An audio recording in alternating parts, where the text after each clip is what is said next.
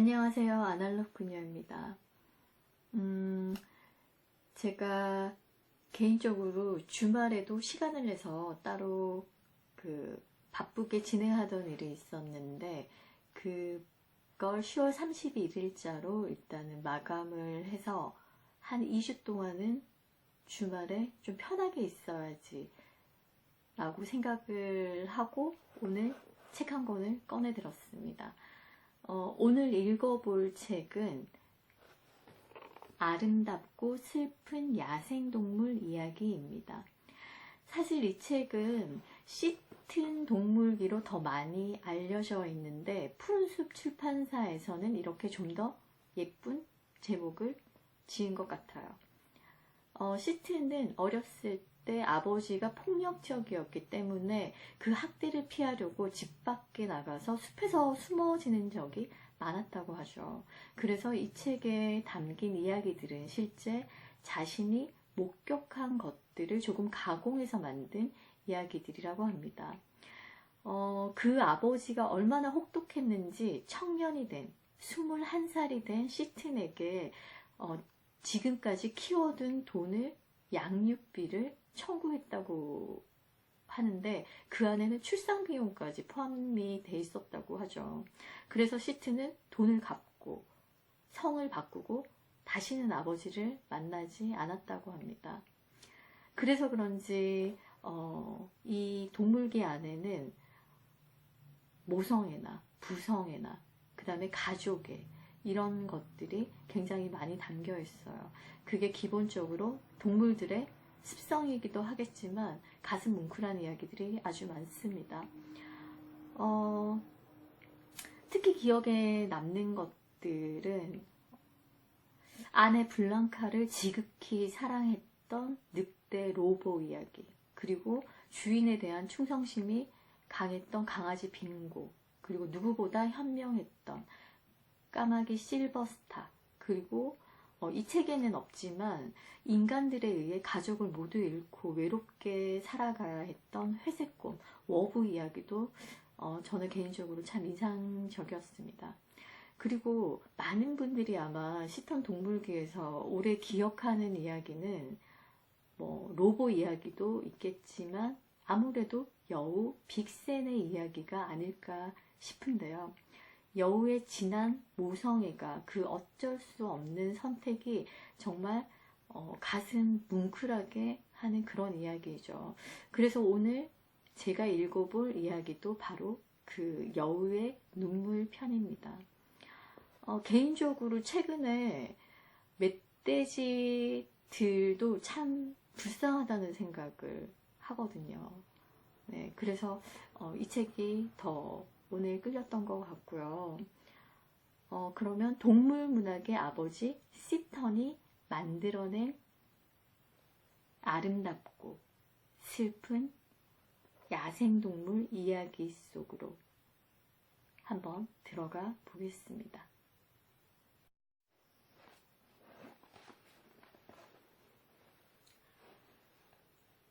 여우의 눈물.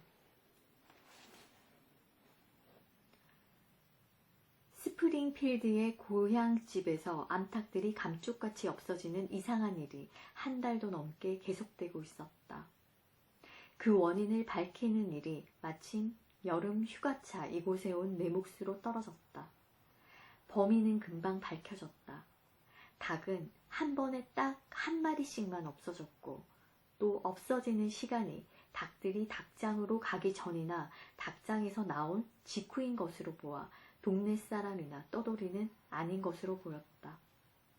닭이 높은 횃대에 있을 때 잡혀간 것이 아닌 것으로 보아 너구리나 부엉이의 짓도 아니었고 잡아먹은 흔적을 남기지 않은 것으로 보아서는 족제비나 스컹크, 밍크의 짓도 아닌 것이 분명했다.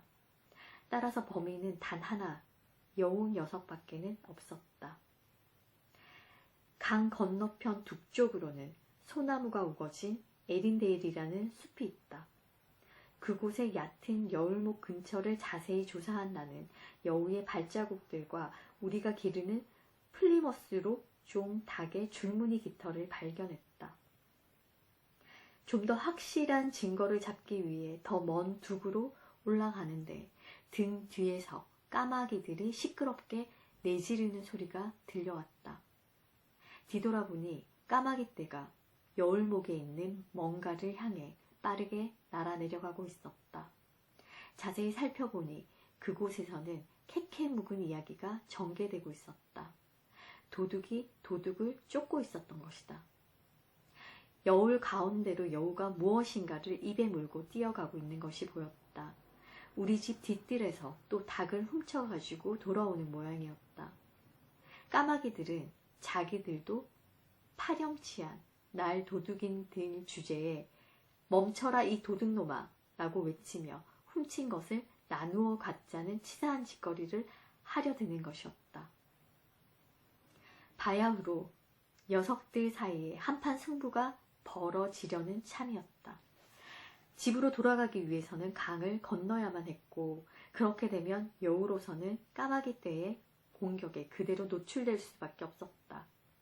여우는 쏜살같이 달려나갔는데 아마도 내게 기습을 당하지만 않았더라면 강을 건너는 데 틀림없이 성공했을 것이다. 그러나 갑작스러운 공격에 당황한 녀석은 숨이 거의 끊어져가는 암탉을 떨어뜨린 채 그대로 숲속으로 사라져버렸다. 이렇게 많은 먹이를 매일같이 도둑질해가는 것으로 보아 여우의 집에 어린 새끼들이 있는 것이 틀림없었다. 나는 즉시 녀석들을 찾아보기로 마음먹었다. 그날 저녁 나는 사냥개 레인저를 데리고 강을 가로질러 에린데릴 숲으로 갔다. 사냥개가 그 일대를 뒤지기 시작한 지 얼마 안 있어 숲이 우거진 골짜기 속에서 짧고 날카로운 여우 울음소리가 들려왔다. 그 즉시 뛰어나간 레인저는 짙게 배어있는 냄새를 쫓아 세차게 지저대며 추격하기 시작했고 녀석이 짖는 소리는 골짜기 높은 곳으로 사라져갔다. 거의 1시간쯤 지나서 레인저는 8월의 뜨거운 날씨에 지쳐 헐떡거리며 돌아와 내 발밑에 드러누웠다. 그러나 거의 그와 동시에 캥, 캥 하는 아까와 똑같은 여우 울음소리가 가까이서 들려왔고 레인저는 벌떡 일어나 다시 추격을 하기 시작했다. 레인저는 굵고 큰 소리로 짖으며 어둠 속을 뚫고 북쪽으로 똑바로 달려갔다. 그 부, 부 하는 큰 소리는 차차 우, 우 하는 작은 소리로 줄어들었다가는 나중에는 그나마도 들리지 않게 되었다. 땅에 귀를 대고 들어보아도 아무 소리도 들리지 않는 것으로 보아 녀석들은 아주 멀리까지 간 것이 틀림없었다. 레인저의 그 커렁커렁 소리는 2km 정도의 거리에서라면 충분히 들을 수 있기 때문이었다. 컴컴해진 숲에서 레인저를 기다리고 있는데 어디선가 물방울 떨어지는 소리가 듣기 좋게 귓속을 파고들었다. 또,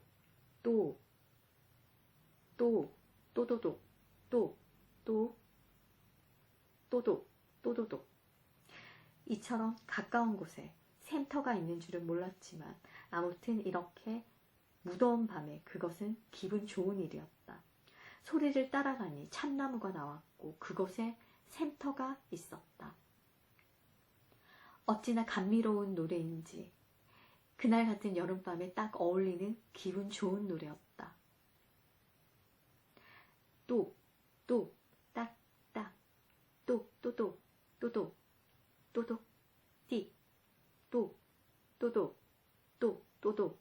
또독, 샘물을 마시네. 부엉이의 눈물방울 노래가 들려왔다. 그때 갑자기 거친 숨소리와 나뭇잎 흔들리는 소리가 들리며 레인저가 돌아왔다. 녀석은 지칠 대로 지쳐 있었다.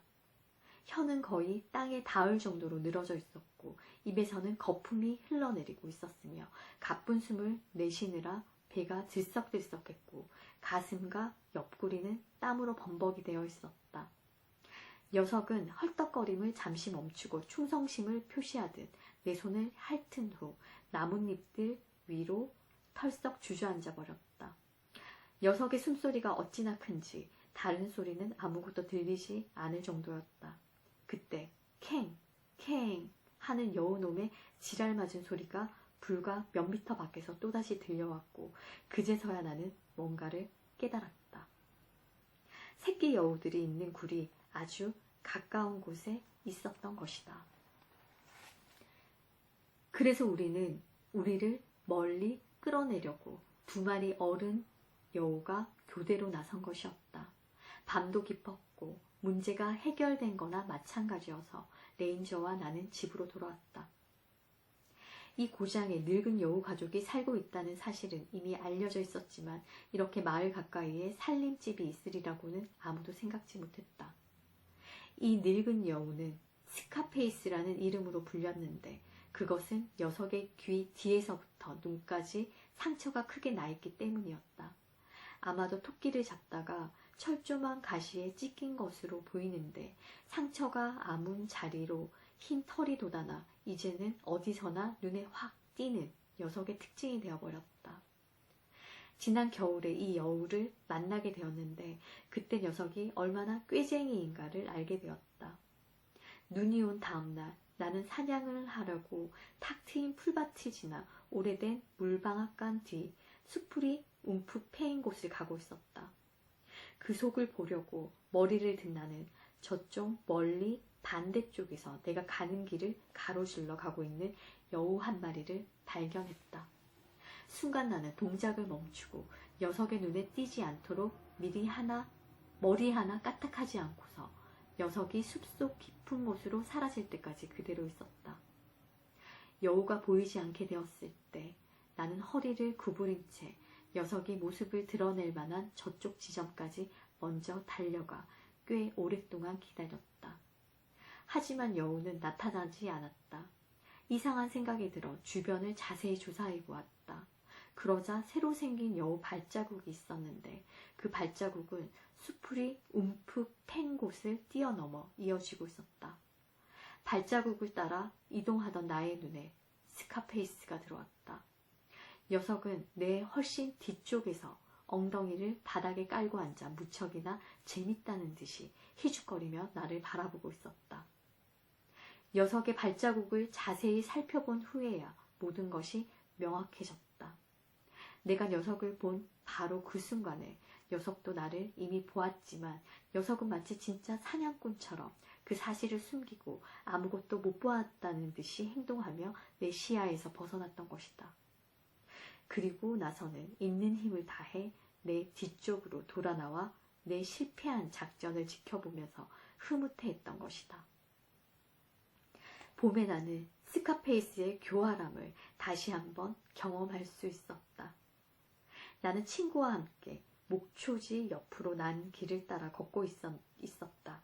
그곳은 산등성이에서 10m도 떨어지지 않은 곳이었는데 산등성이에는 회갈색의 둥근 돌들이 여럿 있었다.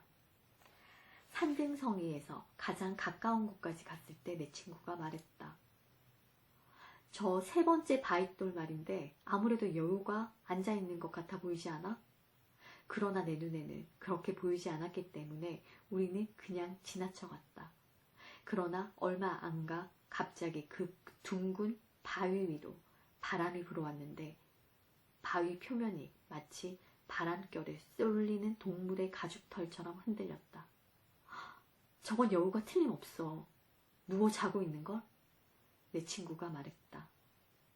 금방 알아낼 수 있을 거야. 나는 이렇게 대답하고 뒤로 돌아왔지만 한 걸음도 채 떼기 전에 그 바위는 벌떡 일어나서 달아났다. 스카페이스였다.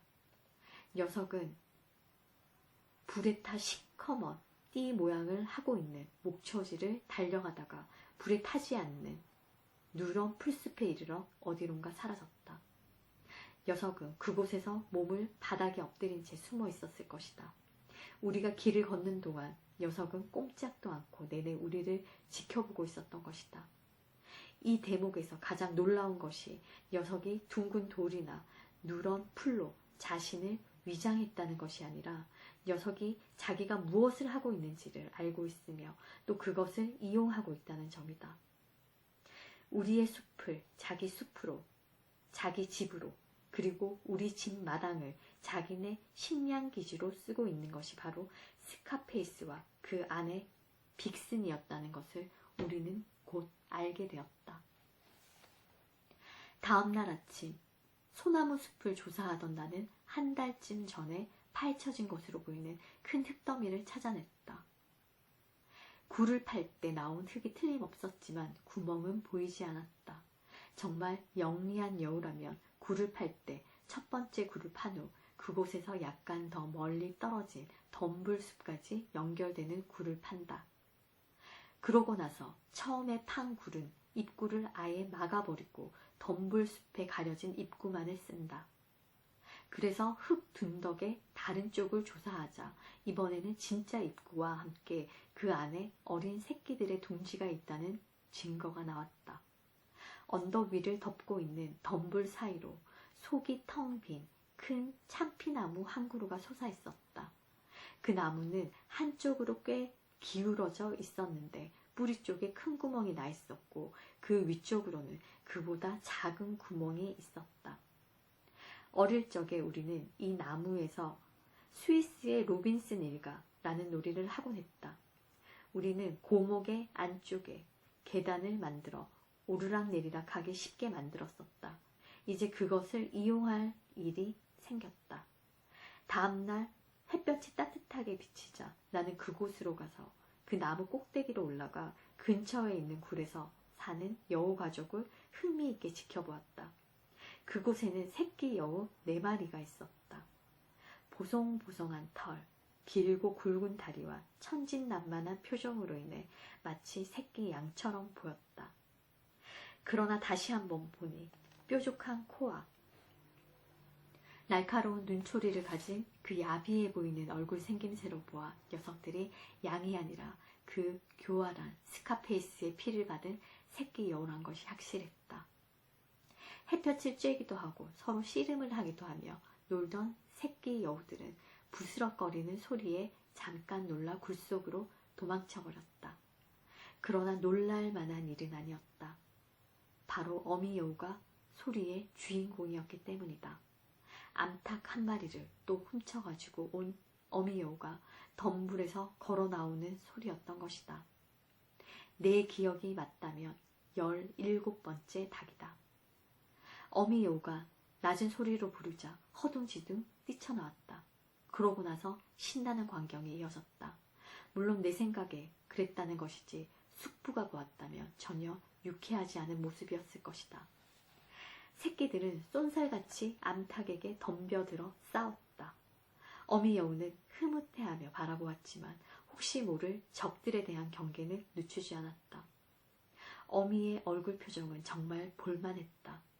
녀석은 즐거운 듯 웃고 있었지만 간교함과 잔혹함도 있었다. 그리고 여느 때처럼 잔인하고 신경질적인 면도 없지는 않았지만 어미로서의 자랑스러움과 사랑만큼은 숨길 수 없었다. 내가 몸을 숨긴 나무의 뿌리 쪽에는 수풀이 무성하고 굴이 있는 둔덕보다는 훨씬 낮은 곳에 있었기 때문에 나는 좀처럼 눈에 띄지 않았다. 나는 며칠 동안을 그곳에 드나들면서 새끼 여우들이 훈련받는 모습을 충분히 지켜보았다. 녀석들은 이상한 소리가 들리면 마치 작은 조각상처럼 꼼짝도 않고 있어야 하고, 그래도 또 이상한 소리가 나거나 뭔가 무서운 것을 보게 되면 굴로 얼른 도망가야 한다는 것을 일찌감치 배웠다. 동물들 가운데는 모성애가 어찌나 강한지 다른 동물들에게까지 자신의 모성애를 발휘하는 동물들이 있다. 그렇지만 빅스는 전혀 그렇지 않았다. 빅스는 새끼들에 대한 사랑이 지나쳐 아주 잔인한 방법을 동원하기까지 했다. 빅스는 가끔 쥐나 새를 산채로 잡아 새끼들에게 가져다 주곤 했는데, 그럴 경우 너무 크게 다치지 않도록 조심해 새끼들이 먹이를 더 많이 골려줄 수 있도록 배려하는 악마성을 발휘하기도 했다. 건너편 너머의 가수원에는 우드척 다람쥐 한 마리가 살고 있었다. 이 우두척 다람쥐는 아름답지도 않을 뿐더러 재미있는 동물도 아니었지만 자기 몸을 지키는 방법만큼은 아주 잘 알고 있었다. 우두척 다람쥐는 오래된 소나무 구루터기의 뿌리 사이로 굴을 파놓았기 때문에 여우들로서도 그 굴 앞까지밖에는 우두척 다람쥐를 쫓아갈 수밖에 없었다. 힘든 일은 여우들의 적성에 맞지 않는 일이었고 그들이 생각하기에 힘들게 몸을 쓰는 것보다는 머리를 쓰는 것이 훨씬 가치 있는 일이었다.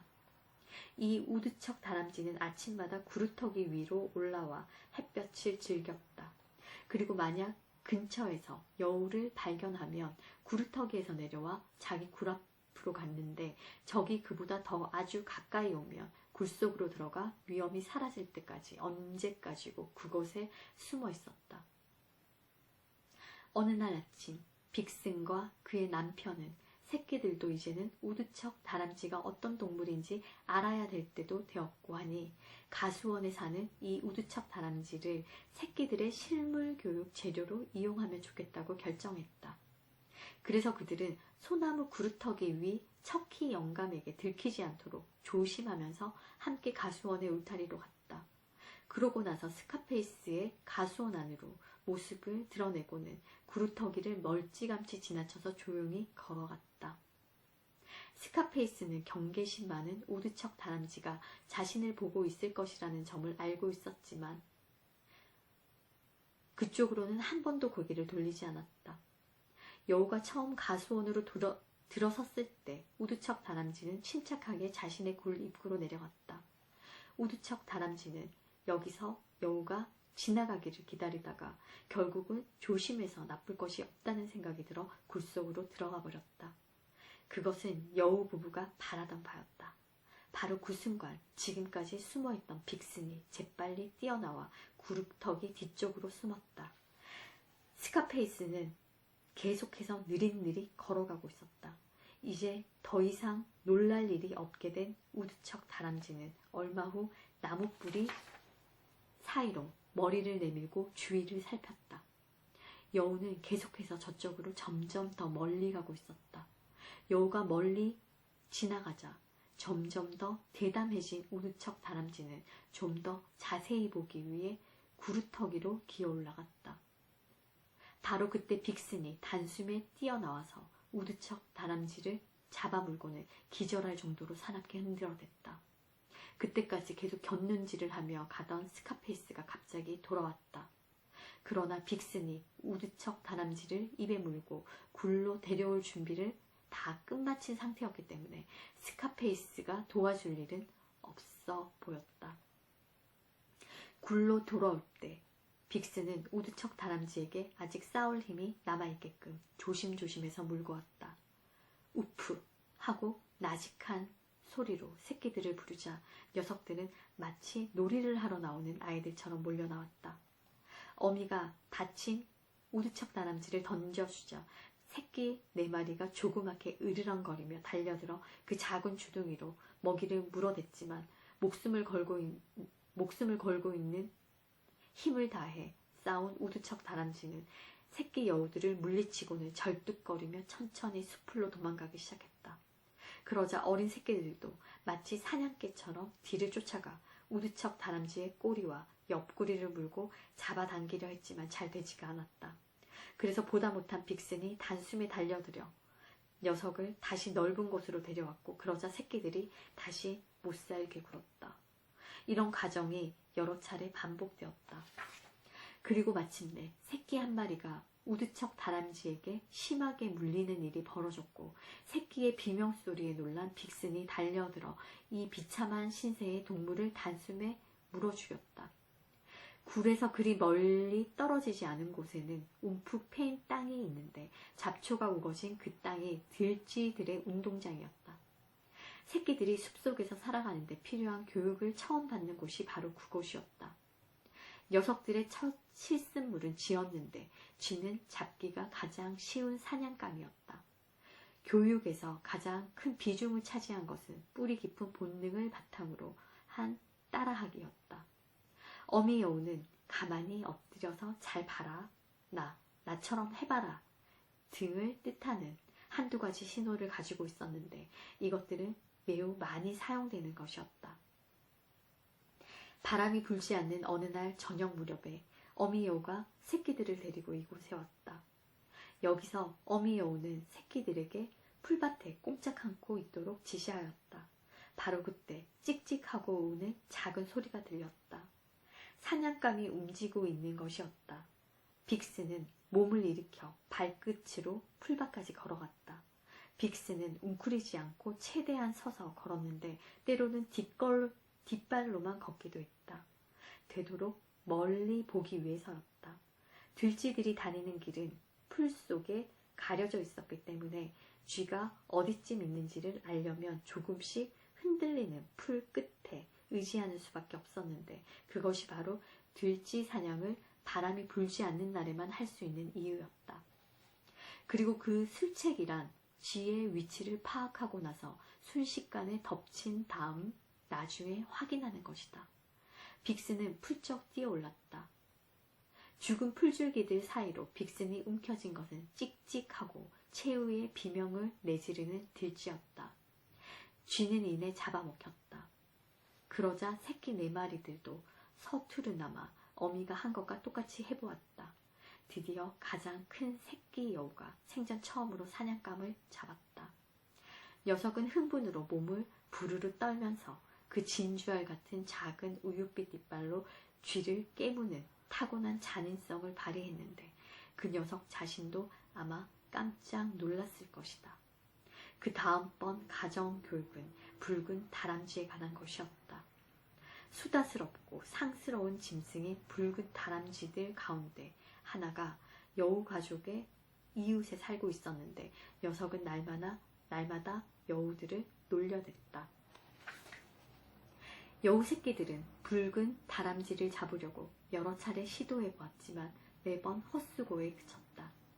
녀석은 빈털을 가로질러 이 나무 저 나무로 옮겨다니며 그 특유의 입심으로 새끼들을 놀려댔다. 녀석은 불과 30cm 정도 되는 거리까지 접근하기도 했지만 새끼들로서는 어쩔 수 없었다. 그러나 어미 여우 빅스는 동식물들의 생태에 대해 정통해 있었다. 다람쥐에 대해서도 잘 알고 있었던 빅스는 적당한 때가 오기만을 기다리고 있었다. 어느 날 빅스는 새끼들을 숨겨놓고 자기는 확 트인 빈 터로 나가 그 가운데에 납작하게 엎드렸다. 그러자 평소처럼 그 건방지고 속 좁은 다람쥐가 나타나 여우를 놀려댔다.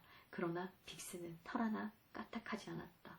다람쥐는 좀 더 가까이 다가와 마침내는 바로 머리 위까지 와서 떠들어댔다. 야, 이 지독한 여우년아. 그래도 빅스는 죽은 것처럼 가만히 있었다. 도대체 갈피를 못 잡게 된 다람쥐는 나무에서 내려와서 잠깐 동안 살펴보다가 겁이 나자 풀밭을 가로질러 다른 나무로 달려가 나뭇가지 위로 안전하게 몸을 피한 후 다시 욕을 해대기 시작했다. 야, 이 지독한 년아. 이 아무짝에도 쓸모없는 년. 으아, 으아. 빅스는 그래도 여전히 죽은 것처럼 풀 위에 납작하게 엎드려 있었다. 그러자 붉은 다람쥐는 더 조바심이 났다. 원래 호기심이 많고 모험을 좋아하는 붉은 다람쥐는 다시 바닥으로 내려와서 아까보다 좀 더 가까이 가보았다. 빅슨이 시체처럼 꼼짝 않고 있자 다람쥐는 정말로 죽은 것이 아닌가 하는 생각이 들었다. 그리고 어린 새끼들도 자기들의 엄마가 잠자고 있는 거라고 생각하기 시작할 정도였다. 그러나 다람쥐는 지나친 호기심을 발동하고 말았다. 녀석이 빅슨의 머리 위로 나무 껍질을 떨어뜨리고 자신이 알고 있는 욕설이란 욕설은 다 퍼붓는 일을 여러 번 계속했는데도 아무런 반응이 없었던 것이다. 그래서 빈 털을 두어 번 왔다 갔다 한 끝에 녀석은 결국 빅슨에게서 거의 60-70cm 떨어진 곳까지 접근했다.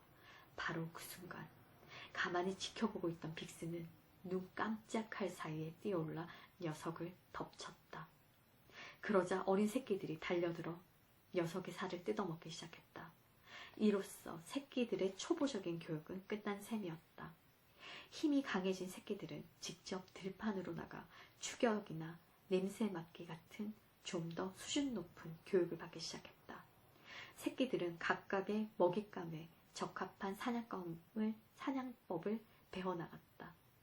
모든 동물들에게는 각자 큰 장점이 있게 마련이고 그렇지 않으면 살아남을 수 없는 법이다. 그리고 또 그들에게는 나름대로의 약점도 있게 마련인데 그래야만 다른 동물들이 살아갈 수 있기 때문이다. 다람쥐의 약점은 쓸데없는 호기심이었고 여우의 약점은 나무에 오르지 못한다는 점이었다. 그래서 어린 여우들에 대한 교육은 다른 동물들의 약점은 최대한 이용하고 자신들의 약점은 장점으로 보완할 수 있는 능력을 기르는 쪽으로 진행되었다. 새끼들은 부모로부터 여우 세계의 금과 옥조에 대해 배웠다. 그것은 말로 배우는 것이 아니라 부모와 함께 살아가면서 직접 몸으로 익히는 것이었다. 다음은 여우가 나에게 가르쳐준 것들 가운데 일부이다. 그리고 이건 역시 말로 배운 것은 아니다. 한번 지나갔던 길에서는 절대로 잠을 자면 안 된다.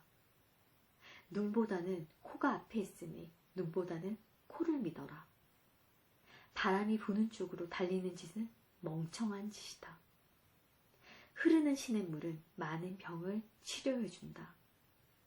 은폐물이 있는데도 탁 트인 곳으로 나가서는 안 된다. 되도록이면 직선으로 발자국을 남기지 않는다. 낯선 것은 일단 적으로 간주한다. 흙먼지와 물을, 냄새를 지운다.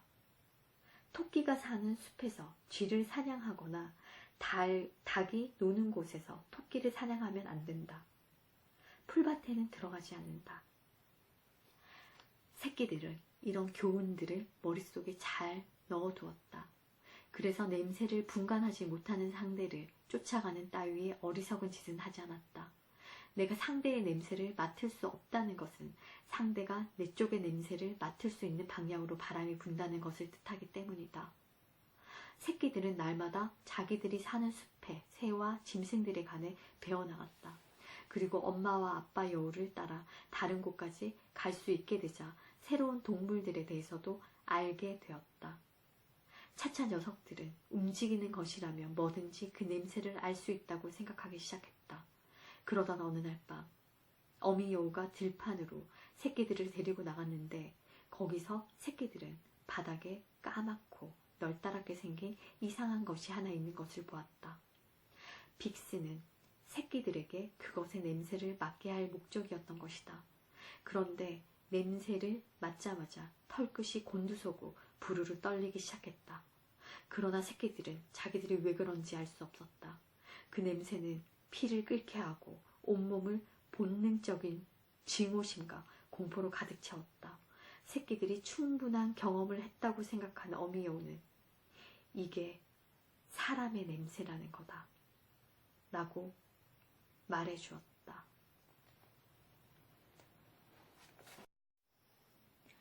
한편 암탉이 없어지는 일은 여전히 계속되었다. 그러나 나는 여우 새끼들이 사는 굴에 대해서 아무에게도 이야기하지 않았다. 솔직히 말하자면 나는 암탉보다는 여우 새끼들에게 더 관심이 가 있었다. 그러나 너무너무 화가 나 있던 숙부는 숲에 대해 알고 있는 것이 도대체 뭐냐고 핀잔을 주었다.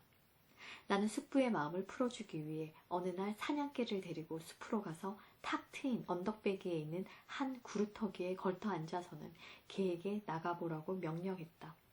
그러자 3분도 채 지나지 않아 녀석은 사냥꾼이라면 누구나 알 수 있는 소리로 짖었다. 여우다! 여우다! 여우가 골짜기를 따라 내려가고 있다! 잠시 후 녀석들이 되돌아오는 소리가 들렸다. 스카페이스였다. 녀석은 강변의 낮은 지대를 가로질러 강으로 가볍게 뛰어왔다. 녀석은 냇가 쪽에 얕은 물을 따라 200m쯤 빠른 속도로 뛰다가 다시 내가 있는 쪽으로 똑바로 왔다. 시야가 확 트여 있었지만 뒤쫓아오는 사냥개를 어깨 뒤로 넘겨보느라 정신이 팔린 녀석은 나를 보지 못한 채 언덕 위로 달려 올라갔다. 녀석은 내가 있는 곳에서 겨우 3m쯤 떨어진 곳에서 방향을 틀어 내게 등을 보인 채 쭈그리고 앉아 사냥개가 하는 짓이 재미있어 못 견디겠다는 듯 목을 길게 빼고는 내려다보았다. 레인저는 세차게 지저대며 쫓아왔지만 흐르는 냇물에 이르러서는 당황해 어찌할 바를 몰라 했다. 흐르는 물은 모든 냄새를 지워버리는 힘을 가졌기 때문이다. 그러나 아직 한 가지 방법은 남아있었다. 그것은 시내 양쪽 기슭을 위에서 아래로 내려오면서 여우가 물에서 올라온 지점을 알아내는 것이었다. 내 앞에 있던 여우는 이 광경을 더 자세히 보기 위해 자세를 바꾸었다. 그리고 우왕좌왕하고 있는 사냥개를 재미있다는 듯이 바라보았다. 개가 다시 시야에 들어와 녀석이 내가 있는 쪽으로 더 가까이 오는 바람에 나는 녀석의 어깨 갈기에 난 털 하나하나까지 볼 수 있을 정도가 되었다. 심장이 갈비뼈 밑에서 헐떡거리는 모습과 누런 눈빛까지도 볼 수 있었다. 사냥개가 물 때문에 좌절해 있는 모습은 그 자체로 하나의 코미디였다. 여우는 가만히 앉아있지를 못하고 기뻐서 몸을 흔들기까지 했으며 심지어는 터벅터벅 걸어오고 있는 사냥개를 좀 더 자세히 보려고 뒷발로 일어서기까지 했다. 어찌나 재미있어 하는지 녀석은 입을 거의 기미까지 벌리고 한동안 숨을 헐떡거리기까지 했다. 스카페이스는 사냥개가 그토록 오랫동안 자기 발자국을 찾지 못하고 헤매자 너무나 즐거워하고 떼굴떼굴 굴렀다. 그러나 사냥개가 가까스로 흔적을 찾아내 쫓아오기 시작하자 김이 빠지기까지 했다.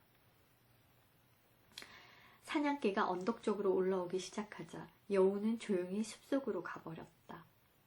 녀석은 내가 불과 3m 떨어진 곳에 앉아 자기를 지켜보고 있었고 그래서 자기 목숨이 자기가 가장 무서워하는 적의 손안에 20분 동안이나 있었다는 것을 알지 못했다. 왜냐하면 바람이 나를 향해 불고 있었고 게다가 내가 꼼짝도 않고 있었기 때문이었다. 레인저도 내가 소리치지 않았더라면 여우처럼 모르고 내 옆을 지나쳤을 것이다. 그제서야 녀석은 깜짝 놀라 추적을 멈추고 재빨리 내게로 달려와 발밑에 누웠다. 조금씩 다르기는 했지만 아무튼 이런 코미디 같은 일은 그 후로도 며칠 동안 계속되었다. 그런데 이 모든 일들은 시내 건너편에 있는 집에서도 잘 보였다. 매일같이 닭이 없어지는 일을 더 이상 참을 수 없게 된 숙부는 드디어 숲으로 직접 나와 시야가 확 트인 언덕에 앉아 기다렸다. 그리고 스카페이스가 여느 때처럼 자신의 전망대에 와서 아래쪽 강가에 있는 멍청한 개를 지켜보자 숙부는 놈의 뒤에서 가차없이 총을 쏘았다. 새로운 승리에 취해 웃고 있는 스카페이스에게. 그러나 닭이 사라지는 일은 여전했다. 숙부는 화가 머리끝까지 났다. 그는 자신이 직접 전투에 나서기로 마음먹고는 독을 넣은 미끼를 숲속에다 뿌렸다. 그는 우리 집 개들은 미끼에 손대는 일이 절대 없을 것이라는 요행수를 바라고 있었다. 아무튼 그는 내 수렵 기술이 한물간 낡은 것이라고 한껏 흉보고는 총을 들고 개 2마리와 함께 저녁마다 숲으로 가서 어떤 녀석이 죽어 있는지를 확인하곤 했다. 빅스는 어떤 것이 독이 든 미끼인지를 아주 잘 구별해냈다. 빅스는 독이 든 미끼를 그냥 지나쳐버리거나 어떤 때는 노골적으로 경멸적인 태도를 취하기도 했다. 한 번은 그 미끼들 가운데 하나를 자신의 오랜 숙적인 스컹크 굴에다 떨어뜨려 놓은 적이 있는데 그 후로 스컹크의 모습을 다시는 볼 수 없었다. 전에는 늘 스카페이스가 개들을 맡아주었기 때문에 해를 입지 않았었다. 그렇지만 이제 새끼 기르는 짐을 혼자서 떠맡게 된 빅슨으로서는 굴을 드나들 때마다 발자국을 지울 시간도 굴 가까이 온 적들을 속일 준비를 충실하게 할 여력도 없었다. 끝이 어떠했는지는 쉽게 알 수 있을 것이다. 레인저의 맹렬한 추적은 그 굴까지 계속되었고 또 다른 사냥개인 폭스테리어가 여우 새끼들이 집안에 있다는 것을 알리자 레인저는 그 안으로 들어가려고 안간힘을 썼다. 이제 모든 비밀이 다 밝혀졌고 여우 가족들의 운명도 끝난 거나 다름없었다.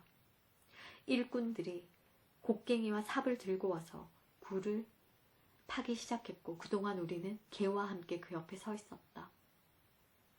그러자 곧 빅슨이 숲 근처에 모습을 드러내 개들을 강 아래쪽으로 유인해 갔다. 거기서 빅슨은 양의 등에 올라타는 간단한 속임수를 생각해냄으로써 추적자들을 따돌릴 수 있었다. 깜짝 놀란 양들은 수백 미터를 달려나갔고 더 이상 냄새를 추적할 수 없을 정도라고 판단이 되자 빅슨은 양의 등에서 내려 굴로 되돌아왔다. 그러나 냄새가 끊겨 낭패를 본 사냥개들도 마찬가지로 굴로 되돌아왔다. 그곳에서 빅스는 절망감에 빠져 주변을 어슬렁거리며 사랑스러운 새끼들로부터 우리들을 떼어놓으려고 애썼지만 아무 소용없는 일이었다. 그 사이 패디는 곡괭이와 삽을 열심히 놀렸다. 자갈투성이에 누런 모래가 양쪽으로 수북히 쌓여감에 따라 일꾼의 억센 어깨도 점차로 가려져 보이지 않게 되었다. 1시간쯤 땅을 팠을까? 갑자기 사냥개들이 사납게 짖는 소리로 소란스러워졌다. 숲 근처에서 배회하던 빅슨을 발견했던 것이었다. 그때 패디가 외쳤다. 있습니다요, 나으리. 굴 맨 끝에 새끼 여우 4마리가 몸을 잔뜩 웅크린 채 있었다. 내가 손을 쓸 틈도 없이 삽이 무섭게 날아들었고 동시에 작지만 사나운 테리어가 여우들에게 달려들어 3마리의 숨을 끊어놓았다. 그렇지만 다행히도 가장 작은 4번째 여우만큼은 내가 녀석의 꼬리를 잡아 흥분한 개들에게 닿지 않도록 높이 들어올려 간신히 목숨을 구할 수 있었다. 새끼 여우가 낑낑대며 울자 그 소리를 듣고 어미가 와서는 근처를 배회했다. 만약 사냥개가 달려들어 우연히도 빅슨을 보호하는 형국이 되지 않았더라면 분명 총알을 맞았을 것이다. 빅슨은 내내 근처에 있었던 모양이었다. 그렇지만 이내 사냥개들에게 다시 쫓기게 되었다. 사로잡힌 새끼 여우는 자루에 넣어졌는데 녀석은 그 안에서 꽤 얌전히 있었다. 우리는 녀석의 운 나쁜 형제들을 원래의 보금자리에 던져놓고는 삽으로 흙을 떠 묻어주었다. 양심의 가책을 느끼며 집으로 들어온 우리는 곧 여우 새끼를 마당에 쇠사슬로 묶어두었다. 아무도 녀석을 왜 살려두어야 하는지를 알지 못했지만 아무튼 마음들이 변했는지 새끼를 죽이자는 생각에는 아무도 찬성하지 않았다. 새끼 여우는 자그마한 것이 꽤 귀여웠는데 마치 여우와 양을 교배해 놓은 것처럼 보였다. 양털같이 탐스러운 털을 가진 외양은 이상할 정도로 새끼 양을 닮은 것이 천진난만해 보일 정도였지만 노란 눈에서 나오는 광채는 누구라도 교활하고 잔혹하다는 느낌을 받을 수 있을 정도로 새끼 양과는 거리가 멀었다. 사람이 가까이 있을 때면 녀석은 겁에 질려 가만히 상자 속에 웅크리고 앉아 있었는데 그러다가 1시간쯤 혼자 내버려 두며 겨우 밖을 내다보는 모험을 감행했다. 우리 집 창이 이제 예전의 그 속이 빈 참피나무를 대신했다. 마당의 새끼 여우 주위로는 그가 잘 아는 품종의 암탉들이 많이 있었다. 어느 날 늦은 오후였다. 그 사로잡힌 녀석 근처에서 닭들이 노늘고 있는데 쇠사슬 소리가 덜커덕 났다. 그 어린 것이 가장 가까이 있는 닭을 잡으려고 달려들었던 것이다. 하지만 쇠사슬이 몸을 잡아 끄는 바람에 무위로 그쳤다. 새끼 여우는 풀이 죽어 슬그머니 상자 속으로 들어갔다. 그 후로도 녀석은 5-6번 정도 닭을 덮쳤는데 성공하든 실패하든 쇠사슬의 길이 안에서만 뛰어 올랐기 때문에 다시는 바닥에 나뒹굴지 않았다. 밤이 되자 그 꼬마 친구는 마음이 몹시도 불안해졌는지 상자에서 살짝 빠져나와 사슬을 끌어당겨 보기도 하고 앞발로 누른 채 난폭하게 물어뜯어 보기도 했지만 조금만 이상한 소리가 나도 다시 상자 속으로 돌아갔다. 그런데 갑자기 녀석이 무슨 소리를 들었는지 동작을 멈춘 후 작은 코를 치켜들고 떨리는 소리를 짧게 냈다. 쇠사슬을 물어뜯고 주위를 돌아다니는 동안 녀석은 이런 소리를 1-2번 더 반복했다. 그러자 대답이 있었다. 저 멀리서 야흐 루루루 하는 늙은 여우의 소리가 들려온 것이다. 잠시 후 장작더미 위로 검은 그림자 하나가 나타났다. 새끼 여우는 상자 속으로 슬그머니 기어들어가려다 그것이 자기 어미라는 것을 알고는 너무나 기뻐서 달려나갔다. 어미 여우는 마치 섬광처럼 새끼를 물어채서는 자기가 왔던 길로 달아나려 했다. 그러나 그 순간 쇠사슬이 당겨지고 새끼는 어미 여우의 주둥이에서 튕겨져 나와 바닥에 심하게 나뒹굴었다. 내가 창문을 열자 그 소리에 놀란 어미 여우는 장작더미 위로 달아나 버렸다. 1시간쯤 지나자 새끼는 더 이상 돌아다니지도 낑낑거리지도 않았다. 내가 창밖을 내다보았을 때 달빛 사이로 이미 여우가 새끼 여우 옆에 길게 옆으로 누워 무언가를 갉고 있는 모습이 보였다.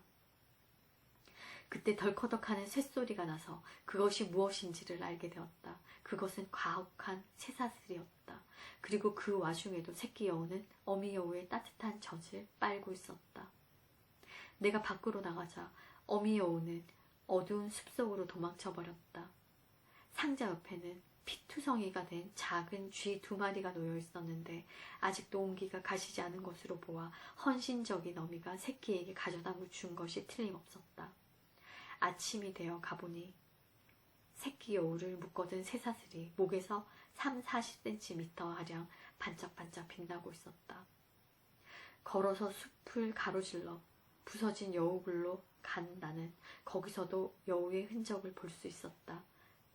가슴이 찢어질 정도로 슬펐을 이 불쌍한 어미 여우는 이곳으로 와 흙투성이가 되어버린 어린 새끼들의 시체를 파냈던 것이다. 새끼 여우 3마리는 모두 깨끗이 핥아진 채 눕혀져 있었고 그 옆으로는 우리 집에서 잡아온 암탉 2마리가 보였다. 흙 위에 새로 생겨난 자국들은 빅슨이 새끼들 곁에 와서 성서 속에 리스바처럼 지켜보았음을 말해주고 있었다. 밤이 되자 평상시처럼 사냥한 먹이를 가져왔던 것이다. 빅스는 새끼들 옆에 몸을 쭉 뻗고는 젖을 먹이고 그들의 몸을 따뜻하게 해주려고 했겠지만 헛된 일이었다. 새끼들의 털은 여전히 보드랍고 복실복실했지만 몸은 이미 뻣뻣해져 있었고 온기가 사라진 코 역시 아무런 반응을 보이지 않았다. 팔꿈치, 가슴, 무릎에 자국이 깊게 나 있는 것으로 보아 여느 야생 짐승의 어미들이 그러하듯 빅슨 역시 조용히 슬픔을 달래며 새끼들을 바라보면서 오랫동안 그곳에 누워 있었음을 알 수 있었다. 그러나 그 이후로 빅슨은 이 처참히 부서진 굴에 다시는 오지 않았다. 이제 자기의 어린 것들이 죽었다는 것을 확실히 안 것이었다. 우리는 그 포로를 팁이라고 불렀는데 형제들 가운데 가장 약골이었던 녀석이 이제는 홀로 남아 어미의 사랑을 독차지하게 되었다. 숙부는 암탉을 지키기 위해 개들을 풀어두었다. 그리고 일꾼에게는 여우를 보는 즉시 쏘아 죽이라고 명령했다. 나도 똑같은 명령을 받았지만 나만은 그렇게 하지 않기로 마음먹었다. 여우는 좋아하지만 개들은 거들떠보지도 않는 닭머리에다 독을 묻혀서 숲 여기저기에다 뿌렸다. 그래서 팁이 묶여있는 마당으로 오는 유일한 길은 장작더미로 올라오는 방법뿐이었고 그것도 이 모든 위험들을 다 통과하고 나서의 일이었다. 그러나 빅스는 밤마다 그곳에 나타나서 새끼에게 젖을 먹이고 갓 잡은 암탉 등을 가져다 주었다. 빅스는 이제 새끼의 투정어린 울음소리가 들리지 않아도 나타났지만 그래도 나는 녀석을 여러 번 목격했다. 팁이 잡혀온 지 이틀째 되던 날 밤 나는 쇠사슬이 덜컥거리는 소리를 듣고 마당을 내려다보았다. 어미 여우가 또 와서는 새끼의 상자 옆에다 열심히 구멍을 파고 있었다.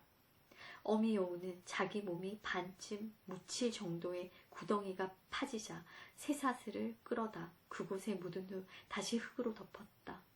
어미는 자신이 쇠사슬을 제거했다는 생각에 의기양양해서는 팁의 목을 잡고 돌아서서 장작더미 위로 달려갔다.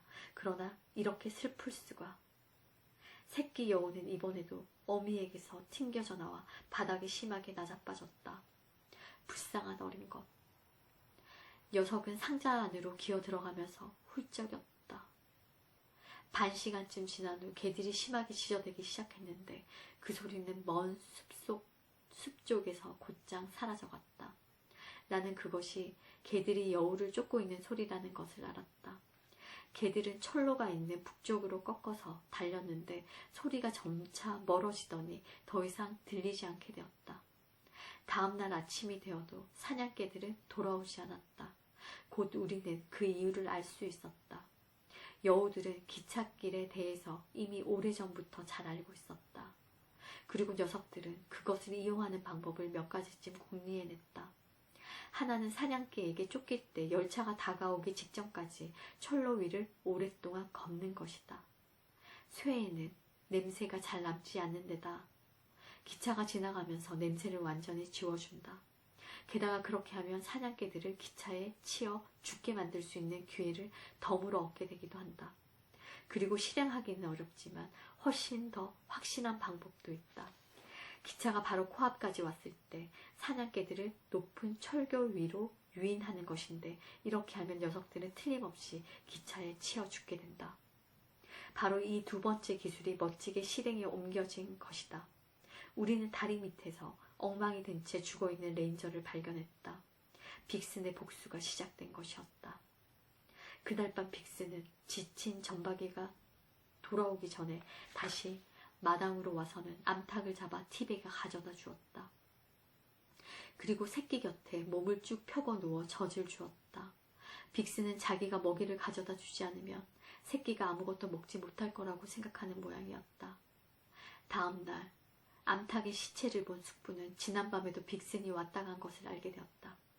빅슨을 동정하게 된 나는 이제 여우를 죽이는 일에는 더 이상 가담하지 않기로 마음먹었다. 그날 밤 숙부는 몸소 총을 들고 1시간 넘게 감시를 했다. 그러나 점점 추워지고 구름이 달을 가리자 숙부는 다른 중요한 일이 있다는 핑계를 대고서 일꾼인 패디를 대신 세워놓고 안으로 들어갔다. 그러나 조용한 가운데 온 신경을 다해 망을 보느라고 패디는 지치고 말았다. 그리고 1시간쯤 후 빵! 빵! 하는 큰 소리가 났지만 화약만 허비했을 뿐이었다. 다음날 아침 우리는 빅슨이 어김없이 새끼에게 왔다 간 것을 발견했다. 이번에도 암탉 한 마리가 없어진 것을 본 숙부는 다음날 밤에도 파수를 보았다. 어둠이 깔리기 시작한 지 얼마 안 되어 총소리가 났다. 이번에도 빅슨은 입에 물고 있던 먹이만 떨어뜨리고 빠져나갔다. 그날 밤 빅슨은 다시 또 찾아왔고 또다시 총소리가 났다. 그러나 다음 날 아침 우리는 쇠사슬이 반짝이는 것을 볼 수 있었다. 녀석이 다시 와서 그 끔찍스러운 쇠사슬을 끊으려고 여러 시간 동안 애쓰다 간 것이었다. 이러한 용기와 꺾이지 않는 사랑은 우리들 마음속에 관용은 아닐지라도 경외감을 불러일으키지 않을 수 없었다. 하여튼 다음날 밤에는 총을 든 사람도 없었고 모든 것이 쥐죽은 듯 고요했다. 그러나 아무 소용도 없었다. 총소리에 놀라 3번이나 도망쳤는데 이번에도 새끼에게 먹이를 주거나 풀어주려는 시도를 또다시 할 것인가? 어미 여우의 선택은 새끼에 대한 어미의 사랑을 지극했다. 넷째 날에는 망을 보는 사람이 나 하나뿐이었다.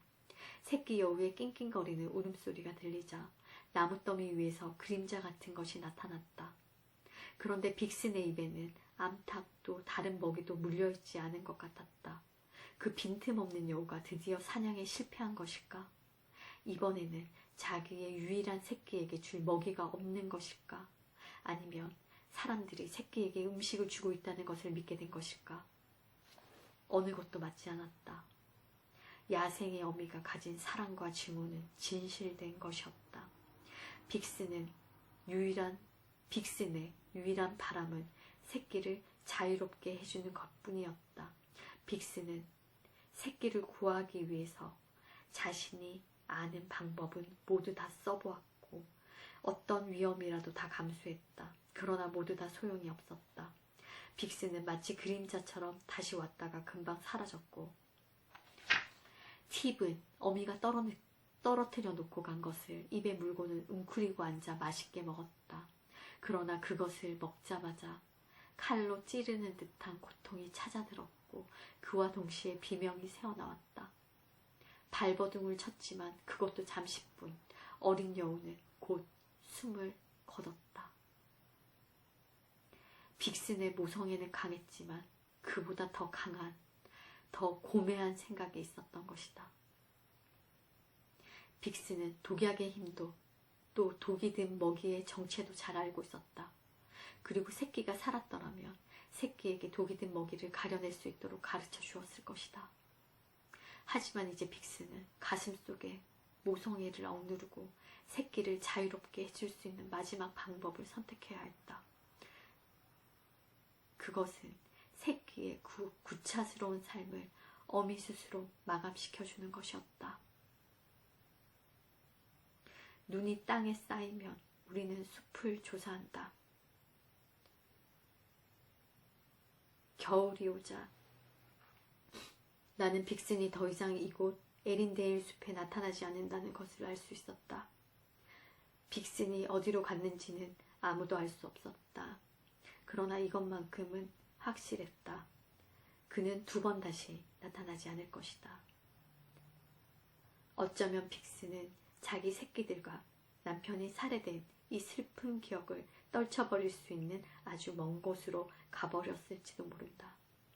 아니 어쩌면 자기의 유일한 핏줄인 어린 새끼에게 썼던 방법대로 자기도 독미끼를 먹고 슬픈 삶의 무대를 뒤로 한 채 야생의 다른 많은 어미 짐승들이 사라진 바로 그곳으로 가버렸는지도 모를 일이다.